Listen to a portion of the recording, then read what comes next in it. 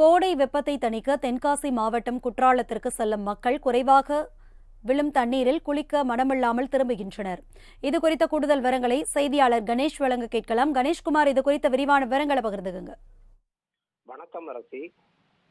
தமிழகத்தின் புகழ்பெற்ற சுற்றுலா தலமாக தென்காசி மாவட்டம் மேற்கு தொடர்ச்சி மலை அடிவார பகுதியில் அமைந்துள்ளது குற்றாலம். இங்கு குற்றாலம் மெயின் அருவி, ஐந்தருவி, பழைய குற்றால அருவி, சிற்றருவி என பல்வேறு அருவிகள் உள்ளது. ஒவ்வொரு ஆண்டும் ஜூன், ஜூலை, ஆகஸ்ட் ஆகிய 3 மாத காலம் சீசன் காலமாகும். அப்போது அனைத்து அருவிகளிலும் மூலிகை கலந்த நீர் ஆர்ப்பரித்து கொட்டும். இதில் குளித்து மகிழ்வதற்காக தமிழகம் மட்டுமல்லாது பிற மாநிலங்கள், வெளிநாட்டினர் என பல லட்சக்கணக்கான மக்கள் வந்து குளித்து மகிழ்வார்கள்.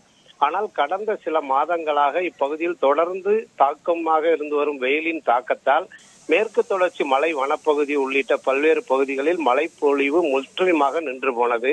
இதனால் குற்றால அருவிகளில் வரலாறு காணாத வகையில் நீர்வரத்து முழுமையாக பாதிக்கப்பட்டுள்ளது. ஆனால் குற்றாலம் ஐந்தருவியில் மட்டும் 2 அருவிகளில் சிறிதளவு நீர் விழுந்து வருகிறது. இதனால் கோடை வெப்பத்தை தணிக்கின்ற வகையில் பொதுமக்கள் ஐந்தருவிக்கு குளித்து மகிழ்வதற்காக படையெடுத்து செல்கின்றனர். ஆனால் சிறிதளவே அருவிகளில் நீர் விழுவதால் ஒரு சிலர் மட்டுமே தலையை நனைத்து செல்வது போல செல்கின்றனர். மற்ற சுற்றுலா பயணிகள் அனைவரும் ஏமாற்றத்துடன் திரும்பி செல்கின்றனர்.